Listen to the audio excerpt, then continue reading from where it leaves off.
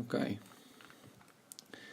so here we have an output spindle of a planetary gearbox with splines on. One of the followers on my Instagram page asked me to do a tutorial on the splines, so this is what this tutorial is all about. So you can see the output spindle, the 4 planet gears mount on those shafts, and the sun gear mounts here with the shaft going into that bearing holder there.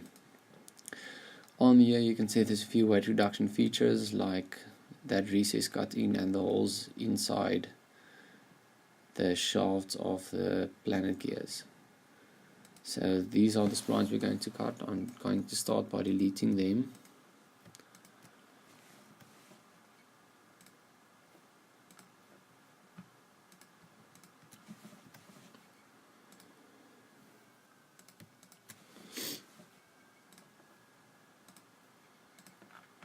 Okay, so this is basically the output spindle without any splines. So we start by sketching on a plane that intersects the center line of your shaft. I'm going to normal to, and then I draw a horizontal parallel line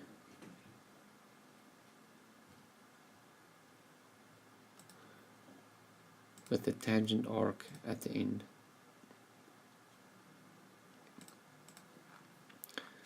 I then go and insert the center line that's coincident with the center line of my part,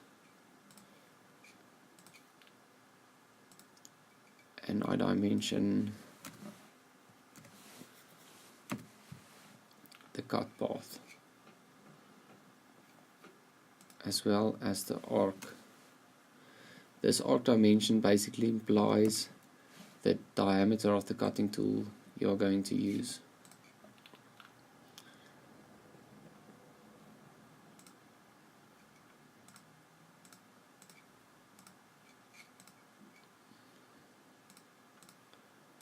I'm creating this intersection curve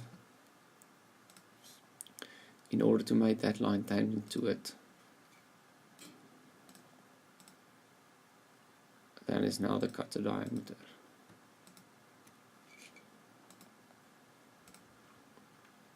And that then dictates the length of your splines. So when you set this up in the machine, all you have to do is cut until the tool touches this recess of yours, and then you know your splines is exactly the desired length. The next step is to create a perpendicular plane to the cut path.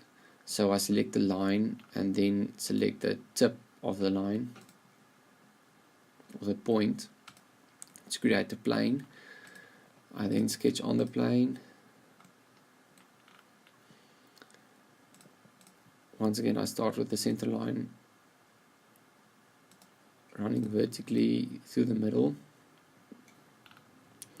and I'll then draw half of the geometry of the spline, negative of the spline tooth.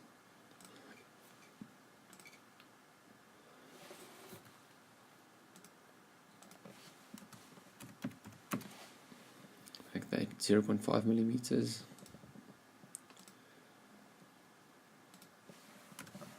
That angle 30 degrees.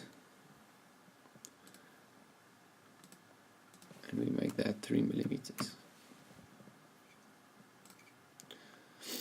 Then I have to ensure that this is exactly on my path.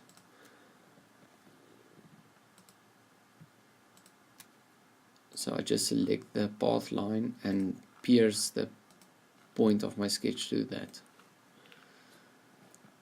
I then use the mirror entities feature and select all the entities I'd like to mirror around the center line.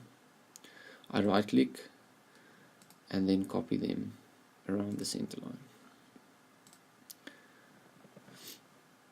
I then go to sweep cut, and because I haven't deselected the sketch, it's still selected and automatically picks up that that's my profile I'd like to sketch. The next step is to select a path which that sketch must follow. So I just select it and say OK. Now as you can see, I have one negative of a spline tooth. Now I have to create a circular pattern in order to create the rest of the spline tooth. Select my features, directions and instances. I selected 18.